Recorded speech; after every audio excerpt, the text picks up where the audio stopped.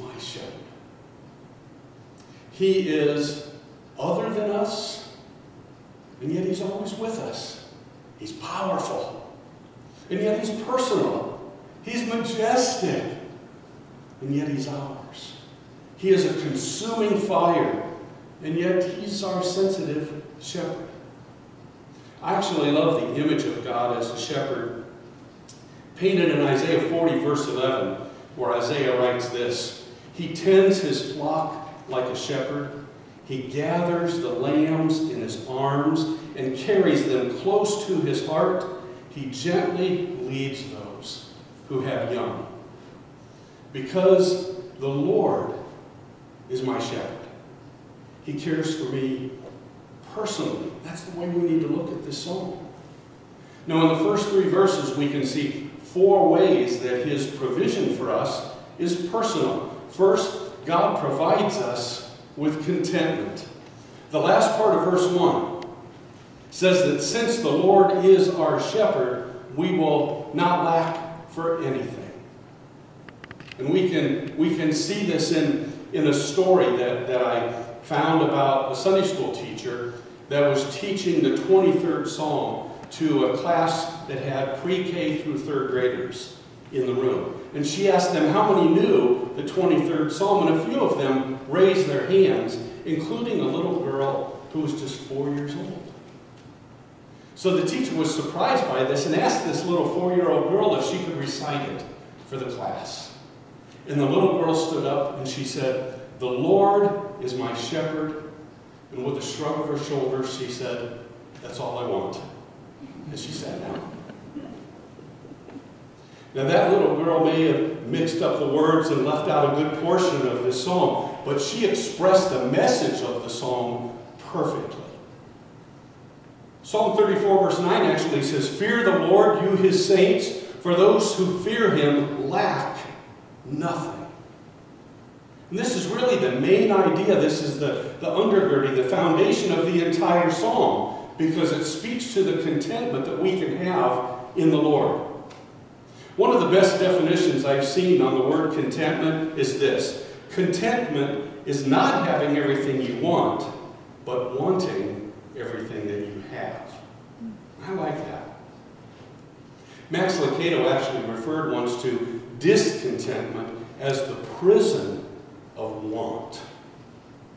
You see, if our contentment comes from something via a deposit or a drive or a drink or anything that we can digest, then we are in a prison of want. So we would do well to allow the powerful simplicity of this verse to just permeate our lives. What we have in our shepherd is greater than anything that we might not have in this life. God's provision brings us contentment. Secondly, God provides us with rest.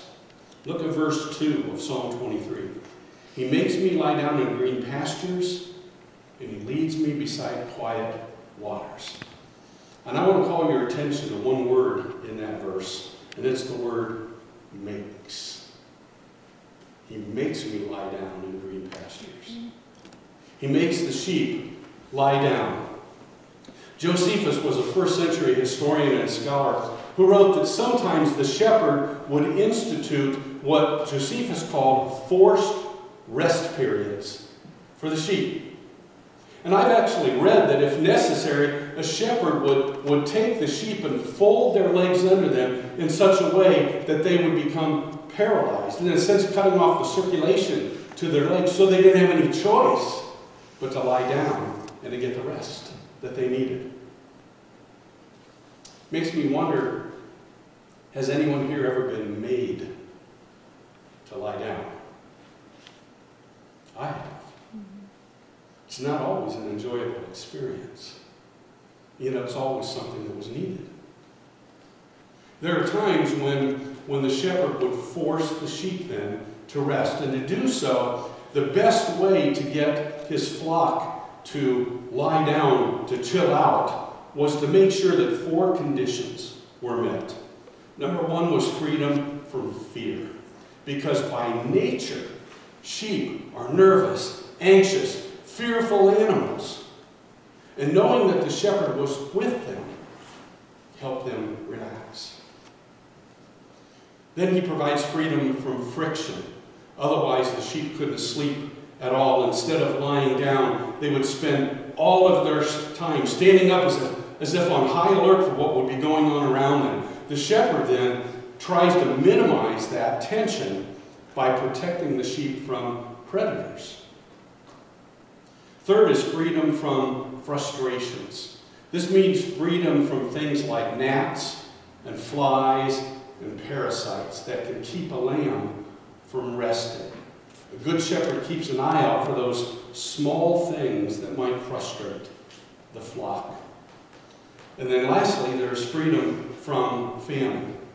This refers to how hungry sheep always are. They're always on their feet looking for food. And the shepherd makes sure then that they have green pastures in which they can lie down, where they can feed on the sweet grass while getting their rest. So how about you and me? Some of us never slow down enough to chew on the green pastures of God's Word. How much time during your waking hours, say you're awake from 7 in the morning until 10 at night, about 15 hours, how much time during those 15 hours do any of us spend time resting and feasting on the Word of God? If I were to guess, the average amongst all of us, myself included, would probably be maybe between 5 and 10 minutes a day. When we have all of this time where we can rest in God and in His Word. So many of us are filled with anxiety today and worry that our minds are always wandering everywhere and we can't be still. As many as 70 million Americans don't get enough sleep. And most insomniacs will tell you that it's because of stress. That's why our Good Shepherd may make us lie down, giving us the assurance that we can be free from fear and friction and frustrations and famine. And He will offer us what we need to rest. Then the sheep are also led beside quiet waters. Sheep are by nature afraid of running water. They'll refuse to drink unless the water is just perfectly still. So the shepherds would often divert water from a moving stream to make a little private pool for the sheep to get their refreshment. Which points us to the truth that God's provision not only provides us with contentment, but it provides rest for our souls. Thirdly, God provides us with restoration. Because sheep are careless animals, they're curious animals, they can be cantankerous creatures, actually. They often need to be restored. But what does that mean? If you look at the first part of verse 3, where you find the words, He restores, some translations will say He refreshes my soul. That word restore means to bring back to a normal state, a former state. A lot of us would like to see our world restored in the midst of COVID. You hear a lot of people saying, well, the normal will never be normal again. It's a new normal. But we want that kind of restoration, don't we? And sometimes sheep need to be restored because they get lost. Sheep can get lost faster than any other animal.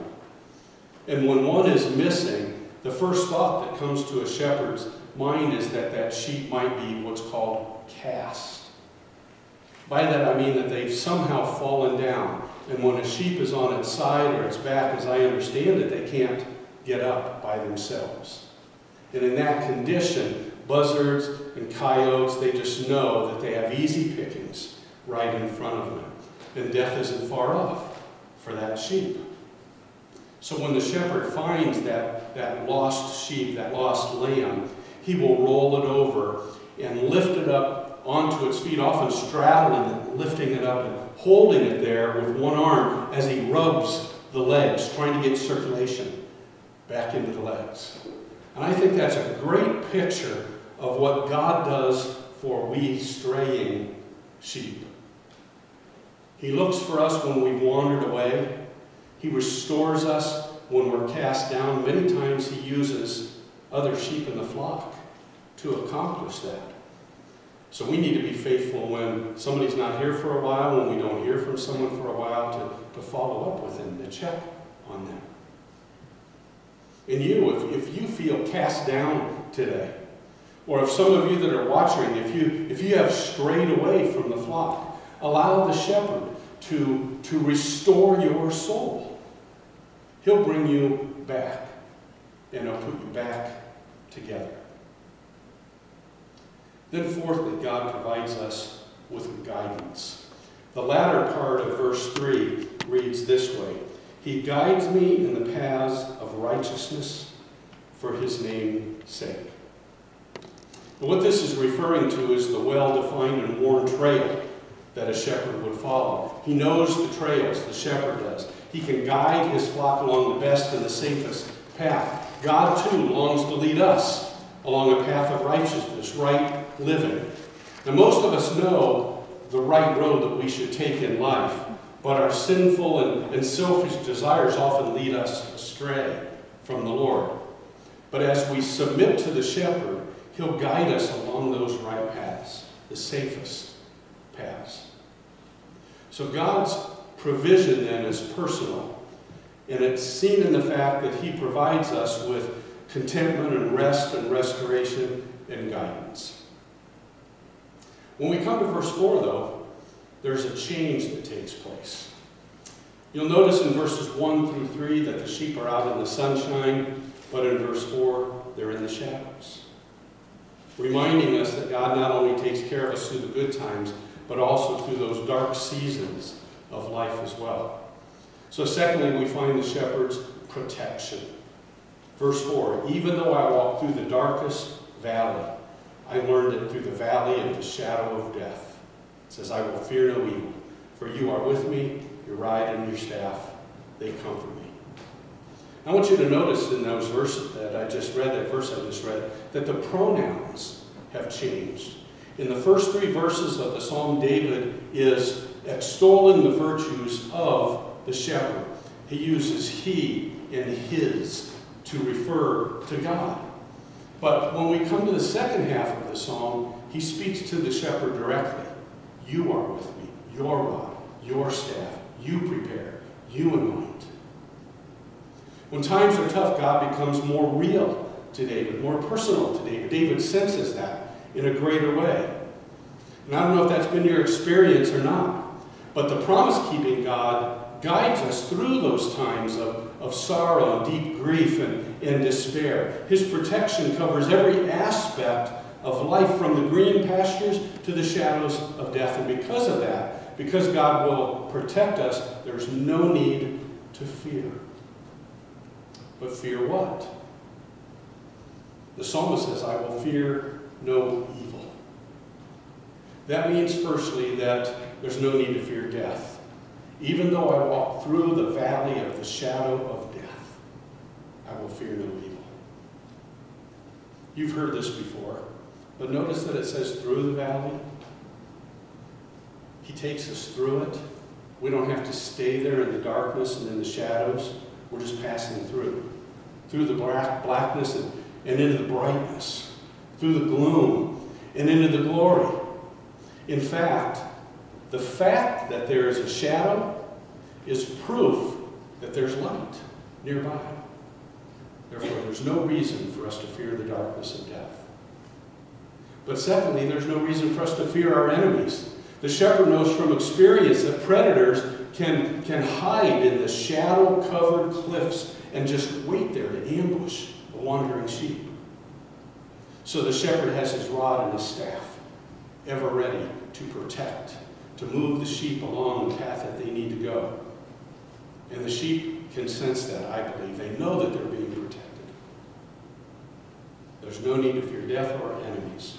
And thirdly, there's no need to fear any problem. In the middle of verse 5, it's rich with meaning. First it says, you anoint my head with oil.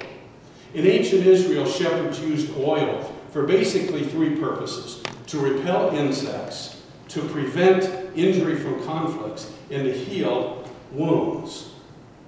So what about repelling those insects? Do you know sheep are really bugged by bugs? I'm not calling my wife a sheep, but I'm telling you, when she goes outside, she steps out the door, it's almost her first move. I'm standing right beside her, and they just fly away from me. I don't know if that's good or bad. They head right for Susie.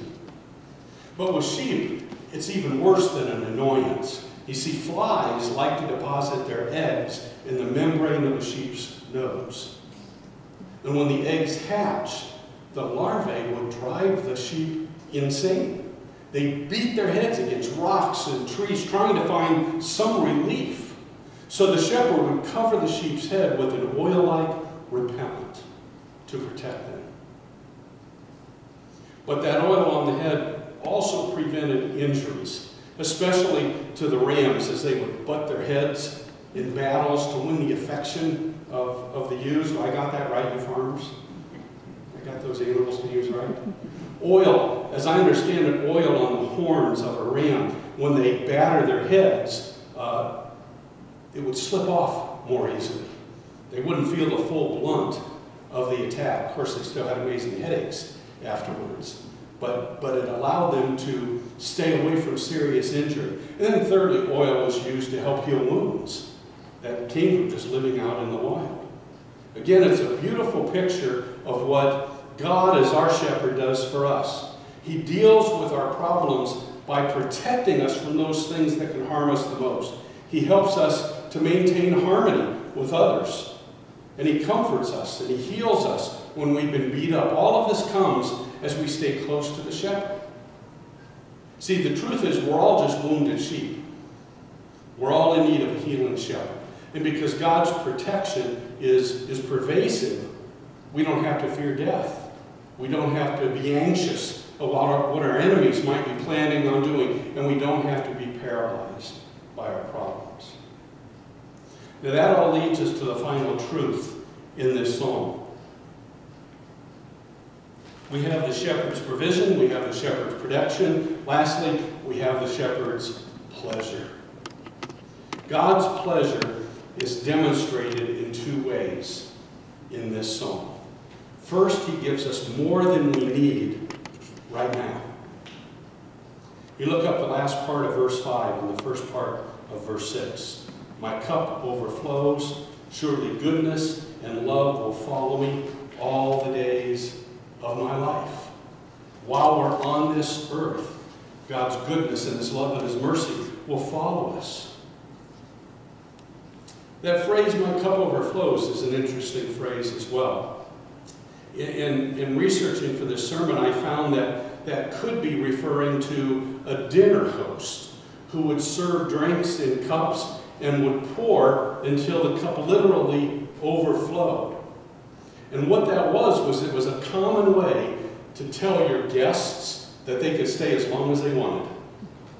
But when a cup sat empty, it was the host's way of saying, party's over, you need to hit the road. So if you're ever visiting somebody's house and they're pouring your cup and it just overflows, they're saying, hey, I'm glad you're here, I want you to stay. If your cup sits empty for any length of time, I've had this experience at restaurants before. I think that's the server's way of saying, hey, I need to turn this booth over. And that's the way it can be. I think that's why Eugene Peterson, some of you might be familiar with his paraphrase called The Message.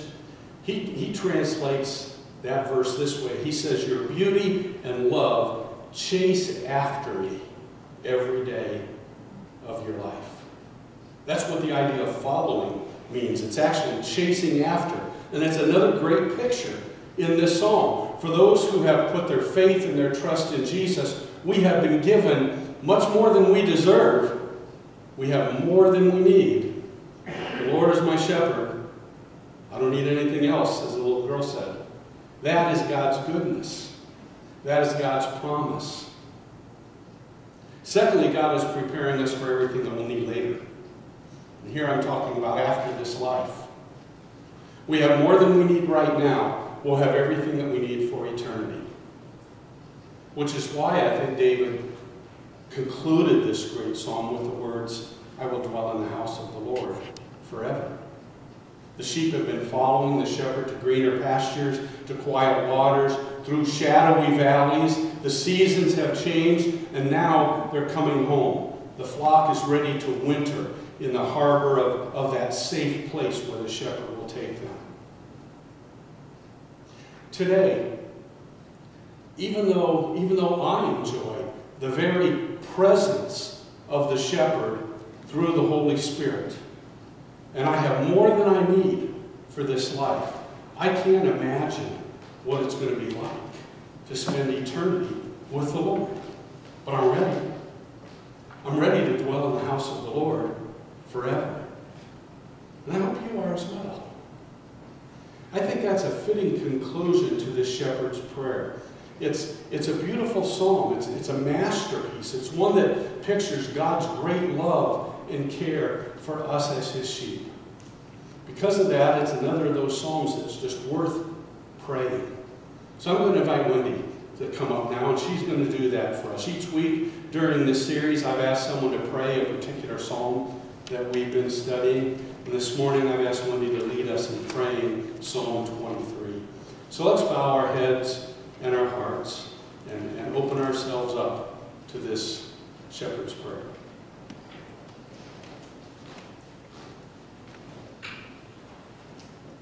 Lord, you take care of me. You take care of me the same way that a shepherd cares for his sheep. Lord, I want to thank you and I want to give you praise, for you have provided all of my needs, and I know that you will continue to do that, and I'm so grateful. Lord, there are times when I worry and make mistakes too, but you're faithful to come alongside me and give me a peace that's like no other. I suppose in a way that a sheep would feel peaceful resting in green pastures that you lead them to. Be the same way for me. You make me feel contented without worry. Sometimes I see myself as your vulnerable little lamb. Lord, so small and insignificant to the world, but very important to you. So I am humbled. You guide me to places where I am nourished by your very presence. What an awesome time we share in nature. I love the beauty and the sounds of your creation, especially by streams of water. There's really no other place I'd rather be. During those times, I feel so close to you and truly strengthened in my walk with you. I listen, and I hear words from you. Thank you so much for revealing your truths to me in your word. It's so good to know that no matter what might happen in my life or in the world around me, you are always there with me, even if death might threaten me.